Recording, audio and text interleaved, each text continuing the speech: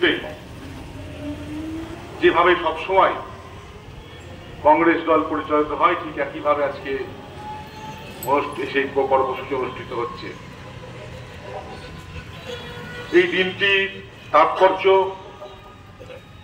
বিশেষ করে ব্যাখ্যা করে বলে বোঝালে শেষ হবে বলে মনে হয় না। কারণ মহাত্মা গান্ধী শুধু ভারতবর্ষে নয়, গোটা পৃথিবীর বুকে এখনো মানুষের মধ্যে যে জায়গায় আছেন, আলোচনা আলোচনা স্মৃতিচারণ কোনোদিনই শেষ হবে না। সারা পৃথিবীর বুকে আজকে এই দিনটি নন ভায়োলেন্স ডে হিসাবে পালিত হয়। মহাত্মা গান্ধীর নীতি আদর্শ আজকে শুধু আলোচনার বিষয় নয়, পাঠ্য বই থেকে শুরু করে সমস্ত জায়গায়